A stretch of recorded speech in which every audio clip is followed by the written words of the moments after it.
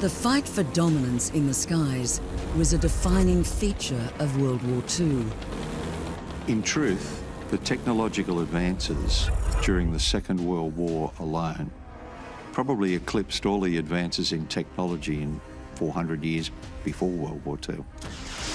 With this struggle for supremacy in the air came the race to create superior aircraft technologies, a race that led to ambitious, unusual, and in some cases, failed designs.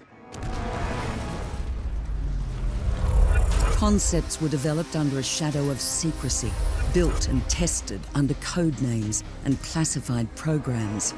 The designs of aircraft changed considerably from, for example, the Hawker Fury biplane to the Gloster Meteor.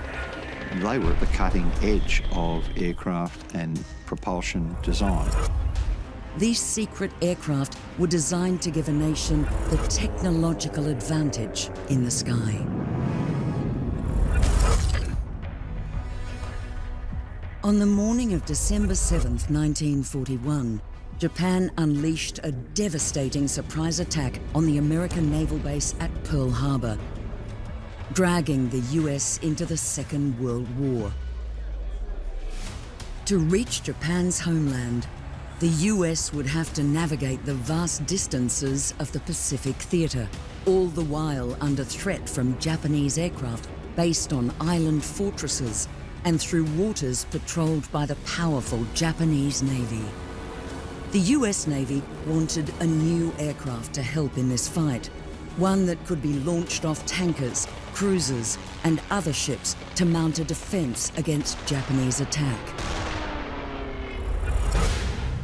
Enter the Vought V-173 Flying Pancake. It was shaped like a disc, which acted as the plane's fuselage and its source of lift. The plane's designer, Charles Zimmerman, believed this would help the plane take off and land at low speed. The V-173 was 7 meters wide by 8 meters long and was powered by 2 piston engines outputting 80 horsepower each that could reach a maximum speed of 222 kilometers per hour.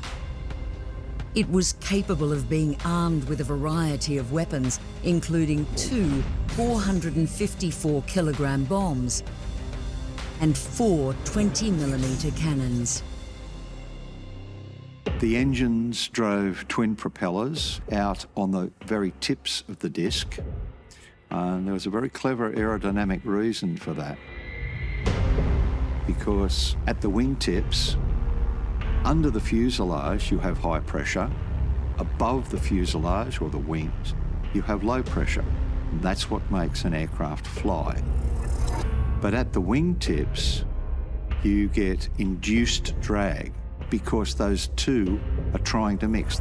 And if an aircraft is landing and it's high humidity, you can see these vortice trails coming off the wingtips. The propellers on the Flying Pancake actually turned in the opposite direction to the vortice, and that induced drag was considerably reduced. Capabilities that would soon be put to the test.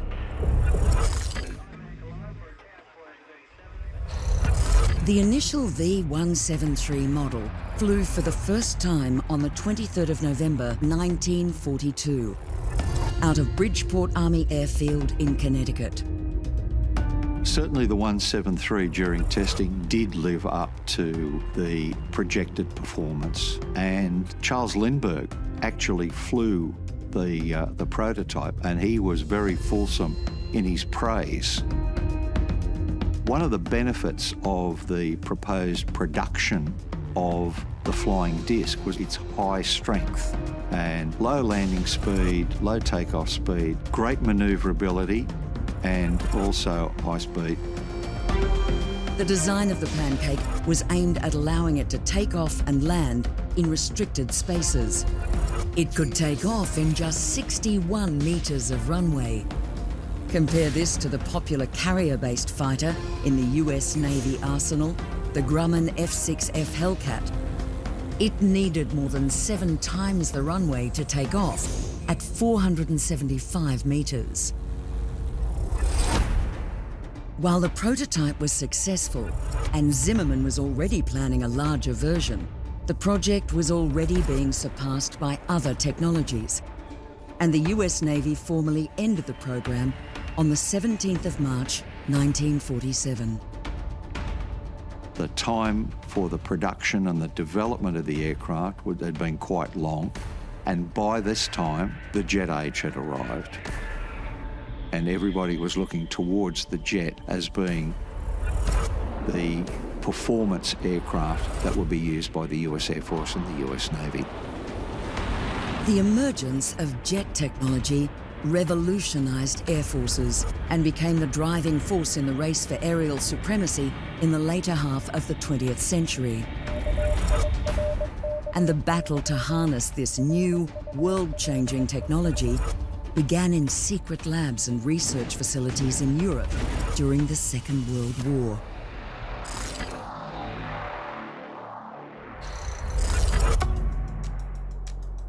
In July of 1942, Germany performed the first test flight of what would eventually become their first jet fighter to enter military service. In March 1943, Britain tested theirs. The result of years of secret development, and with more years of work still to come, the race to emerge first into a revolutionary new age was on.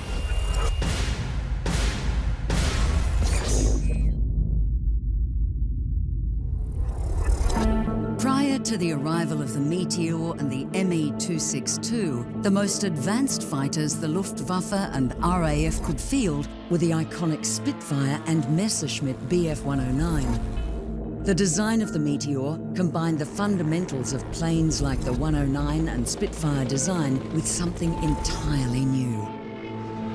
Technologically, the airframe wasn't all that advanced. It was a straight wing. It had very rudimentary aerodynamics, which were later changed to modify the engine cells. It was pretty conventional apart from that.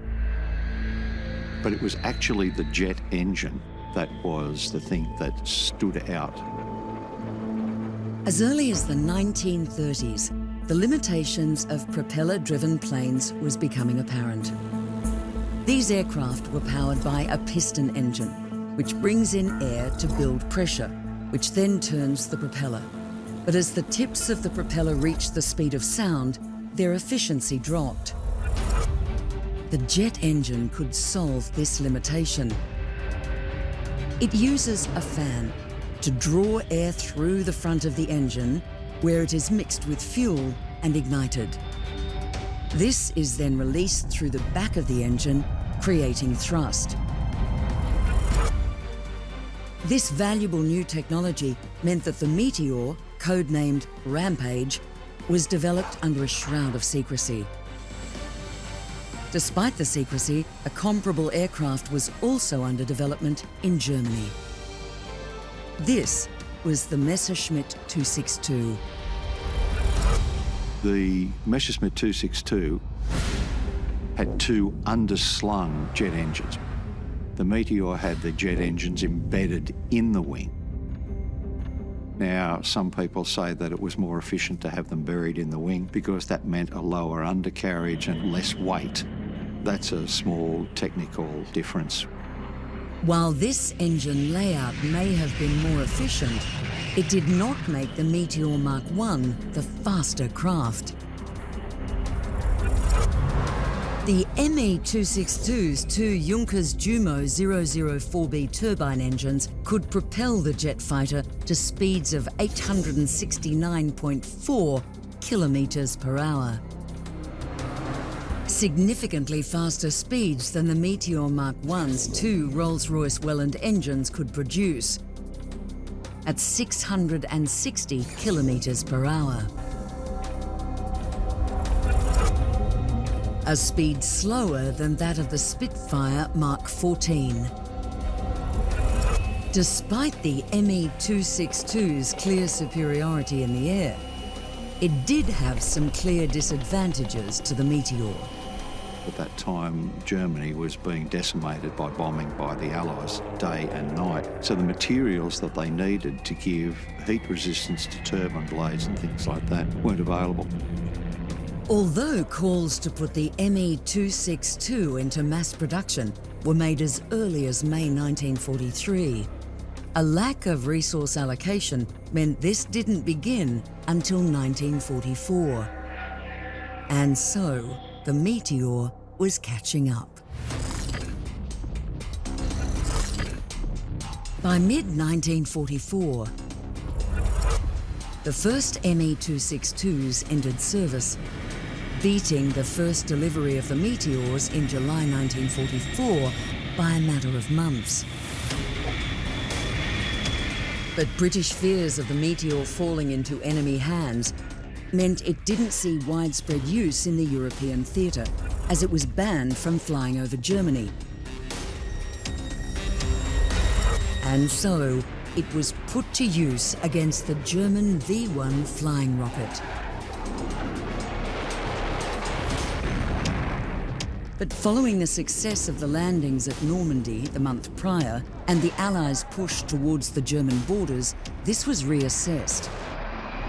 By the delivery of the improved Meteor Mark III in December 1944, it was deemed safe to operate in Europe. Painted white to avoid Allied anti-aircraft batteries confusing it for the Me-262, the Meteor was unleashed on what remained of the Luftwaffe. They never saw air-to-air combat with the German jet, which was something that they very much hoped to be able to do. How that would have turned out is anybody's guess, but the Messerschmitt 262 as a fighter was very good. Today, the legacy of these first jets lives on, as this secret World War II technology continues to power military and civilian aircraft around the world.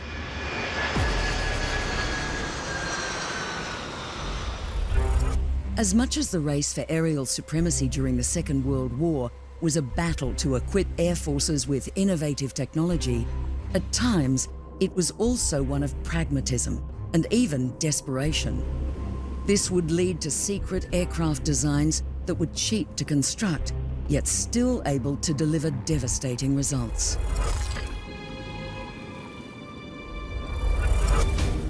By 1944, Japan's crop of experienced pilots and advanced aircraft had been decimated by the grinding attrition in the carrier battles of the Pacific Theatre.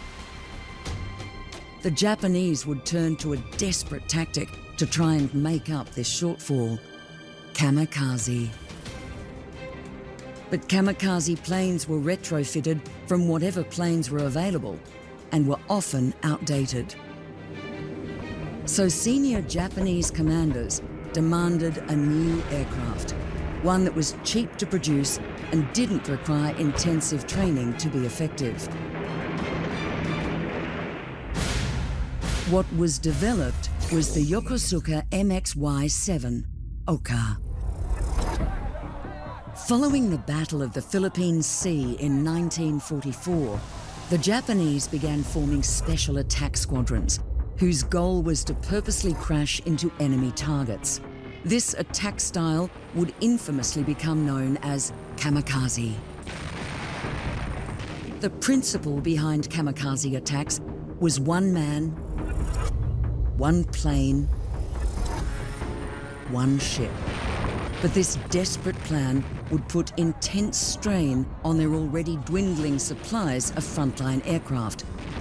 And so the Ohka was born. The main type of Ohka was the Model 11, which was a simple monoplane. It had a wingspan of about 5 meters and a fuselage about 6 meters in length. The instrumentation was very simple. It basically had a speedometer, an altimeter, and an attitude indicator. The Ohka was designed as a parasite craft, a plane that would be delivered to their target by a mother craft. The Ohka would be attached to a Mitsubishi G4M2E Betty bomber, where, once released, the engines would power its dive into its target. It was powered by 3 solid fuel rockets, and it had a warhead of 1,200 kilograms. It was also very simply constructed of the cheapest materials available, mostly aluminum and plywood. As it was intended for a one-way suicide mission, there was no reason to invest more in developing this design. Tested for the first time in October 1944, the Ohka would see its first success in combat just in time for the largest amphibious assault of the Pacific War.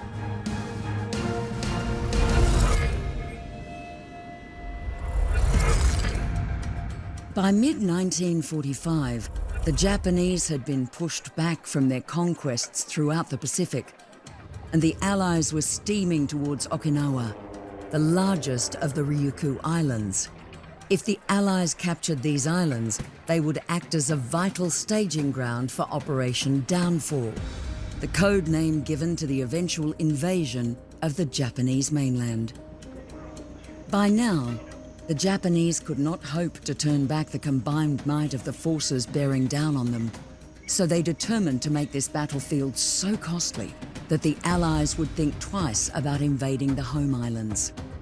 The remnants of the Japanese Navy, its Air Force, and almost 100,000 Japanese soldiers dug in and waited for the Allied invasion fleet in what would be one of the bloodiest battles of the entire Second World War.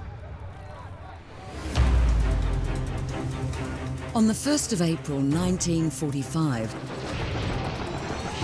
the largest amphibious assault of the Pacific Theater began.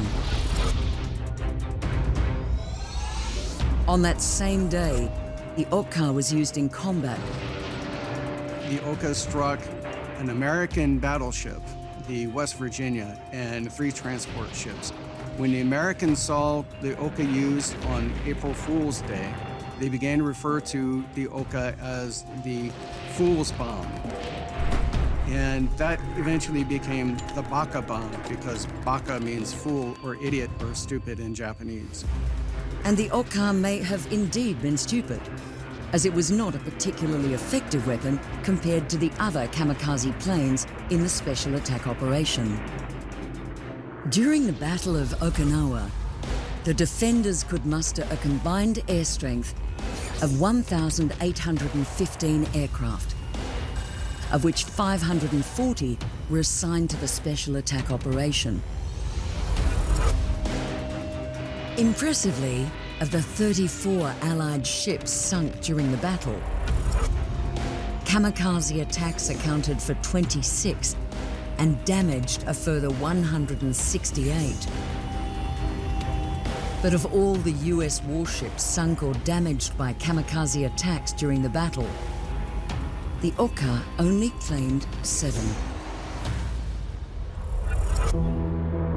The Ohka only played a very minor role in the overall special attack strategy, otherwise known as the kamikaze strategy, because the Mitsubishi G4M2 Betty didn't have the power or the speed or maneuverability to evade American fighter planes that would attack it before the Ohka could even get into range. So, in the end, it was not a very effective weapon at all. Although the Ohka's impact was negligible, the Japanese did succeed in making the Battle of Okinawa a bloodbath. It is estimated that the Japanese military suffered as many as 100,000 dead, with about as many civilians killed. For the US, approximately 12,000 US soldiers were killed and another 36,000 wounded. Of those, the US Navy suffered almost 5,000 deaths, with as much as 40% of those casualties caused by kamikaze attacks. As such, the Battle of Okinawa has been referred to as the Typhoon of Steel by many who served there. The Ohka and other kamikaze planes like it were designed to be simple yet effective. No more resource was put into making them than was needed to hit their target. The strains of competing in an industrial-scale war and the relentless devastation caused by aerial bombing campaigns saw this design principle rolled out by many nations, seeking secret weapons that could make an impact with their dwindling supply of resources.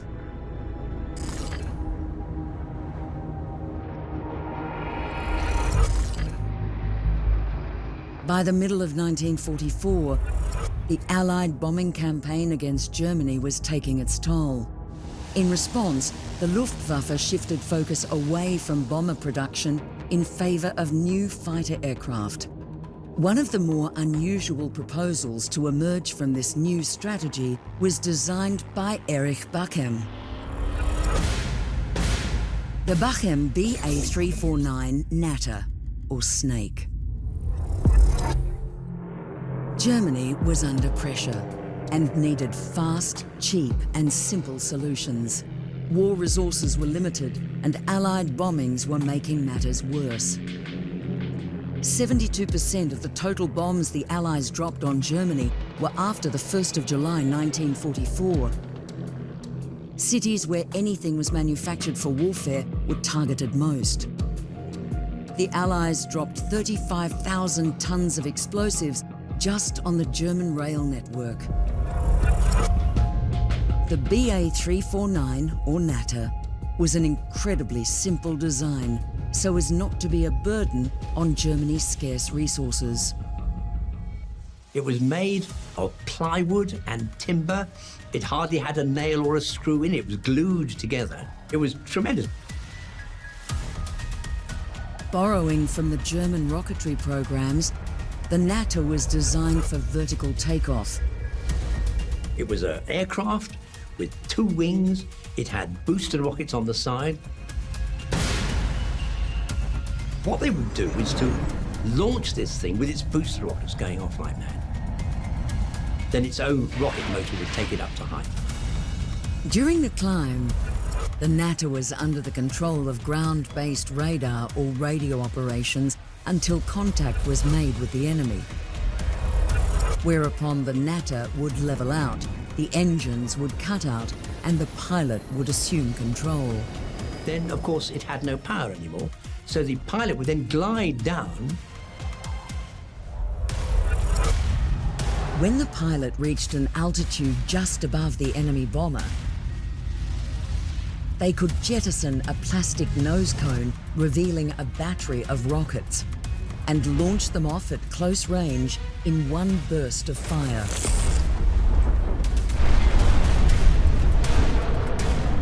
Now, the Natter had no landing gear, so when you got down towards the ground, you would pull a lever, the Natter would drop out a parachute and float down to the ground, and the pilot would float down to the ground separately.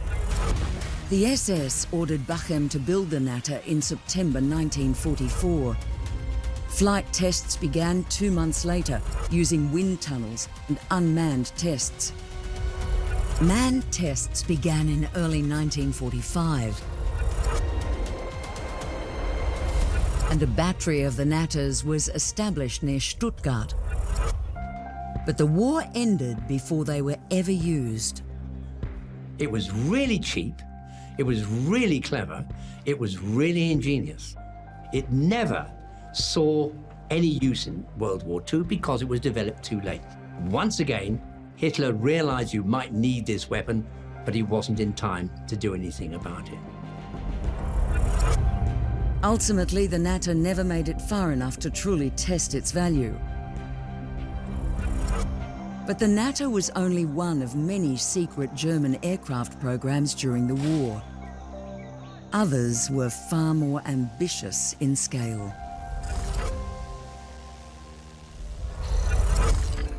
11th of December 1941. 4 days after the Japanese bombed Pearl Harbor, Hitler declared war on the United States, and the US responded with their own declaration.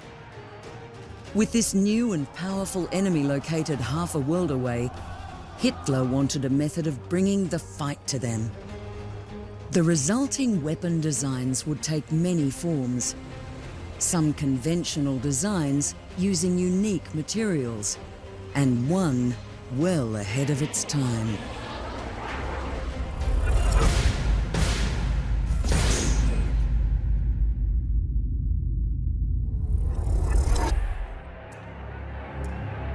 Since the late 1930s, Adolf Hitler had a mental picture in his mind that cropped up time after time after time.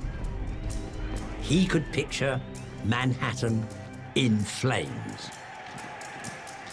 He was driven by this vision of the Nazis bombing America if America didn't want to come on side with what Germany had in mind. But obviously, as America didn't technically enter the war till 1941, the Germans then, after America entered the war, they thought, okay, we better start doing something. But what the German aircraft lacked was range. In 1942, Luftwaffe commander Hermann Goering put out the call for a new kind of strategic bomber. One that would be capable of making the roughly 5,800-kilometer trip from Germany to America, bomb strategic targets, and then make the return journey. 3 German aircraft manufacturers responded. Messerschmitt, Focke-Wulf and Junkers submitted proposals for this initially. The Messerschmitt proposal, the America bomber, was pretty conventional. It had a crew of 8, but it had a very small bomb load. It did have a range, however, of about 15,000 kilometres. The Messerschmitt design was a massive, imposing aircraft. Its wingspan was 43.1 metres, and the length of the fuselage was 20.55 metres. But this size came with limitations. It was really quite an extraordinary aircraft. Because it was built entirely of aluminium, it had great strength on its side. It had power on its side too. But its main disadvantage was the very heavy wing loading. The enormous wings were filled with fuel. Tons and tons of fuel, but that's all fuel that the plane has to carry. It didn't take off too easily. It wasn't easy to control in the air. It was an inflexible, heavy, cumbersome aircraft. Had it been subject to fighter attack, it would have found it very difficult to maneuver out of the way. But had development proceeded, there's every chance that it could indeed have carried a bomb to America. Adding to the Me-264's issues was the fact that production delays meant estimates for the plane's delivery were in 1946-47. The project was inevitably abandoned.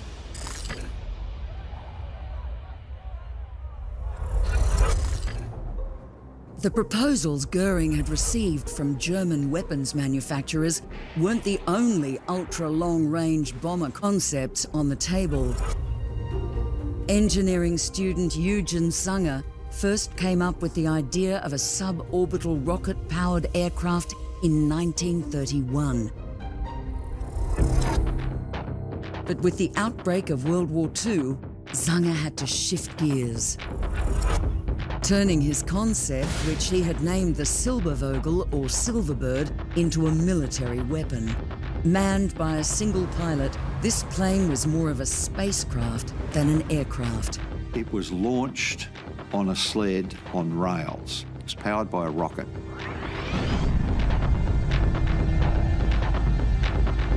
That pushed the aircraft along a 3-kilometre track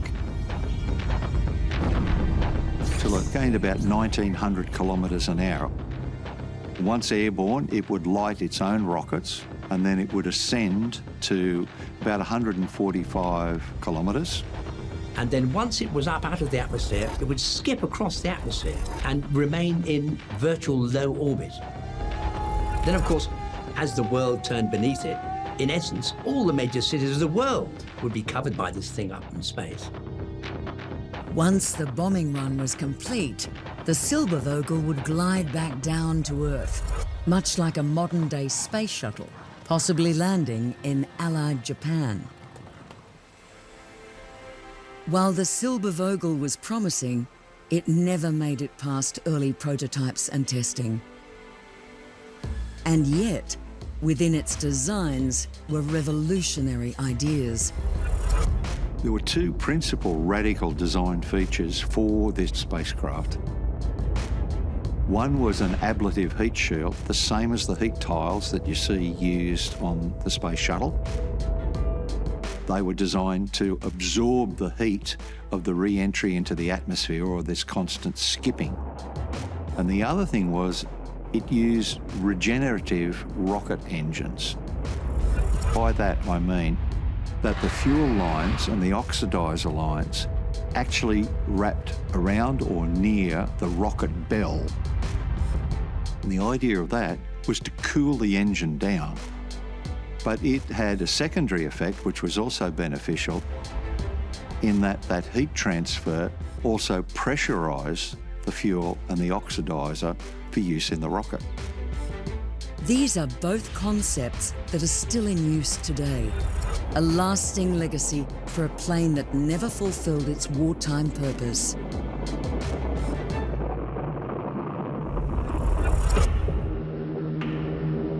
The Germans' attempts to develop their own long-range heavy bombers began far too late in the war for them to make meaningful progress.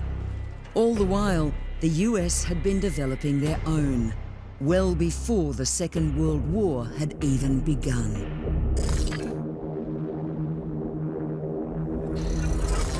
With tensions in Europe and Asia building, and the threat of war looming, America was focused on building their military strength. At aircraft manufacturer Boeing, engineers were tasked with improving on the success of their B-17 Flying Fortress aerial bomber. What they devised would be known as the B-29 or Superfortress. Development of the B-29 started around about in 1937, when the idea arose that with what was happening in Europe and what was happening in the Pacific with Japan, that the Americans would need a large aircraft with a longer range and a higher bomb load than the B-17, which was going to be their major bomber aircraft. Developed in secret, the existence of this new kind of plane was strictly classified. With a length of 30 meters, a wingspan of 43 meters, and a bomb load capacity of close to 9,000 kilograms, the B-29 was the largest bomber ever built. 4 turbo-supercharged radial engines outputting 2,200 horsepower each allowed the B-29 to reach speeds of 644 kilometers per hour, an altitude of 9,710 meters, and a range of at least 8,050 kilometers. To deliver a plane with these capabilities required a raft of experimental design features. But the desperation for this new weapon following Japan's surprise attack on Pearl Harbor in 1941 saw the B-29 rushed into production before flight tests were completed. In trying to rush it into production, that caused its own problems because there were constant modifications being undertaken as a result of testing. And brand new aircraft that came out of the factory were then sent to modification centres immediately, where they had to be modified to be brought up to the standard of an aircraft that had just started production in the factory. If you look at the rush to put the aircraft into production, the total production costs of the B-29 program at that time were $3.4 billion, which equates to $56 billion in today's money. The entire Manhattan Project, which was the development of the atomic bomb, was only 1.9 billion, or 34 billion in today's money. So you can see the importance that was placed on the development of the aircraft, the amount of resources that were put to it. While initial production may have had its challenges, what Boeing were producing was unlike any bomber that had come before. Boeing came up with a radical design, I'll say, because the aircraft was pressurised. Now, how were they going to do the pressurisation? Was it going to be the entire fuselage? That caused a problem because you'd have to depressurise the fuselage if you opened the bomb bay doors. So the design quite cleverly came up with two pressurised areas within the fuselage, one down the tail and one in the cockpit area. And they were joined by a tunnel over the top of the bomb bay that had a little railway so that you'd pull yourself along on a small contrivance, a bit similar to what you would when you're working under your car. The pressurised compartments allowed the B-29 to achieve altitudes far higher than their counterparts and improved the level of fatigue suffered by the crew as they weren't exposed to the elements during flight. As well as the pressurisation for the crew, the aircraft had a radical new system for gun aiming. You had a master gunner and two side gunners that had blisters in the rear fuselage. But all of the guns could be taken over by the master gunner, and they could be operated through an analogue computer for gun sighting. And they could direct the fire of all of the four turrets, two on top, two underneath. So that was quite an advance. The B-29s began entering service in 1944 in the vast Pacific Theatre, where their superior altitude and range brought the Japanese homeland within striking distance. The B-29 was employed from bases in China and also Saipan and Tinian. They were used for high-altitude strategic bombing and also were very good at low-level night incendiary bombing.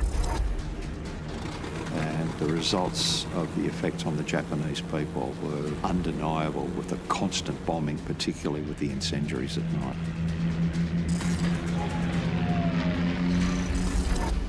On the night of the 9th of March 1945, over 300 B-29 bombers took off from bases throughout the Pacific and headed for Tokyo.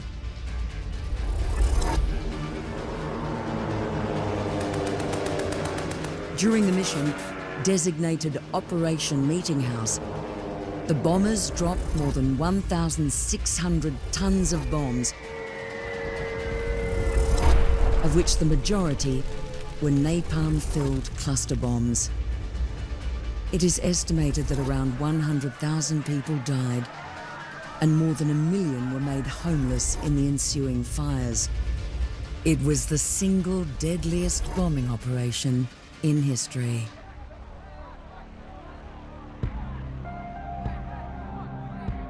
A few months later, the B-29 would cement its place as one of the deadliest weapons ever created, when it delivered nuclear weapons to Hiroshima and Nagasaki.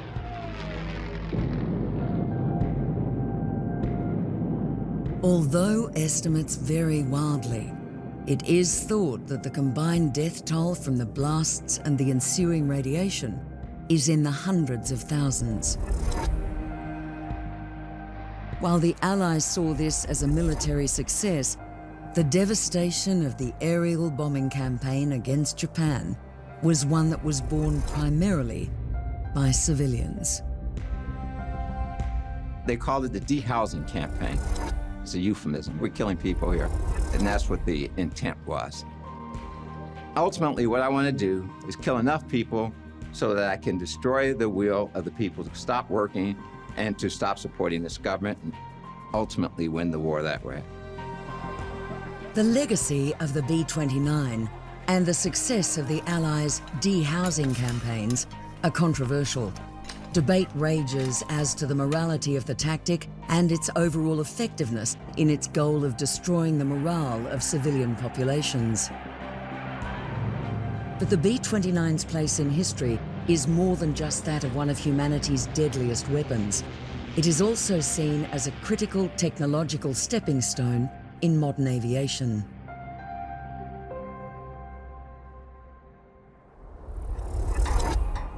As nations strived for ever greater range with their bombers, a problem presented itself: how to defend them from enemy fighters.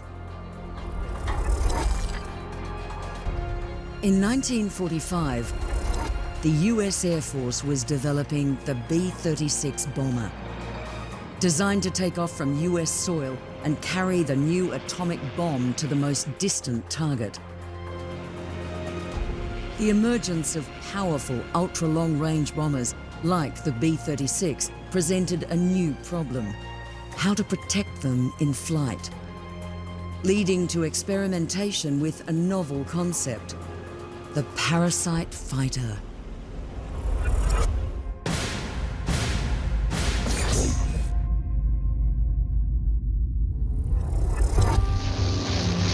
During the Second World War, escort fighters would shadow bombers as they attacked targets, but their far larger cousins could carry far more fuel, meaning that their effective range was also far greater. External fuel tanks were added to many escort fighters to help bridge this gap. But by the time the B-36 was in development, even this wasn't enough. This became particularly true when we got to the advent of the nuclear bomber. So the question was asked at the US Air Force, what would happen if we gave a nuclear bomber its own defense capability by embedding a tiny jet fighter either in its bomb bay or attached to its wings? This was known as a parasite fighter. While it was flying along, if it came under attack, it could release it to defend it. And then when the aircraft had finished defending the bomber, then fly back, hook onto a trapeze, and get cranked back on board. The concept of parasite fighters was not a new one.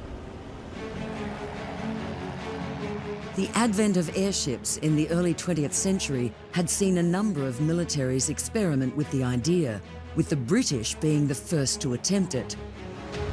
But the process of reattaching to the mothercraft was incredibly dangerous, and after a number of catastrophic crashes, most nations had given up on the concept. Most, but not all. By 1930, America had tested the first fully functional aerial recovery system, and the US Navy ordered 2 airships to be specifically built to utilize this technology. But without a war to test this new system, the US's parasite fighter program stagnated. But with bombers becoming bigger, new technologies revolutionizing aircraft design, and almost 15 years of using aerial recovery systems without incident, led the US to begin development of a jet-powered parasite fighter. By late 1945, the McDonnell XF-85 Goblin went into development. The Goblin was armed with 4 .50 caliber machine guns and was crewed by 1 person. Measuring just under 4.5 meters long, and with its wings folded 1.5 meters wide, the Goblin is the world's smallest jet fighter ever built. The Goblin was a novel concept solution, but the design and development process meant that the Goblin would not have its maiden flight until well after the war had ended.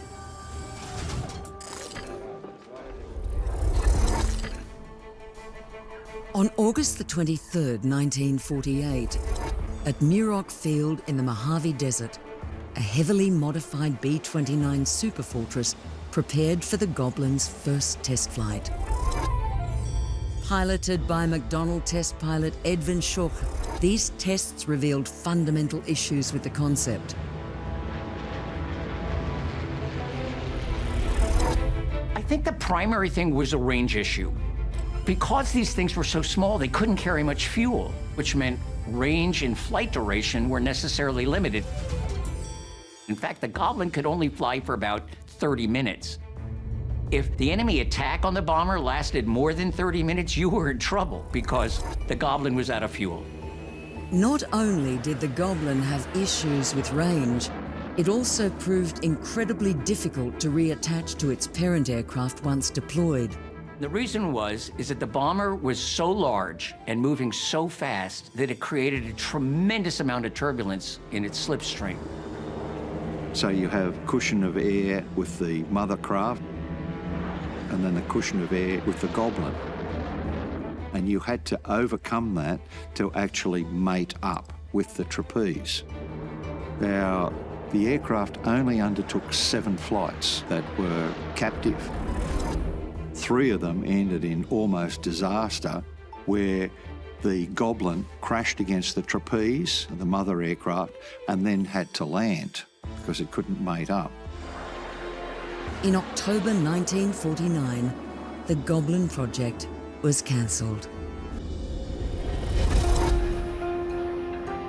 The thing that scrapped the whole program was that the mid-air refueling capabilities significantly advanced in the Air Force. So all of a sudden, they were able to refuel the fighters and the bombers in mid-air. So no reason to have a parasitic aircraft, because you just kept refueling the fighters so they could keep up with the bombers. Ultimately, the Goblin couldn't be developed fast enough to meet the need it was designed for. A problem that would be faced by many nations trying to get new aircraft into the air to meet the changing needs of the war.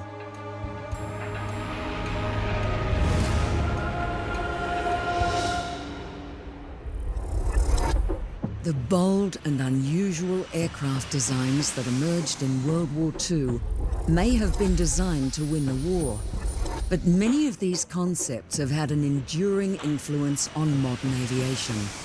The necessity to respond to changing needs, to anticipate the enemy and find ways to protect and defend, pushed engineers and designers to explore new and bold ideas. While some may have failed, many innovations that were made during the war laid the foundation for modern aircraft technology. From reconnaissance to vertical takeoff to the ubiquitous jet engine that propelled aircraft to reach unprecedented heights and speeds. These technologies may have started under a veil of secrecy, destined for battle.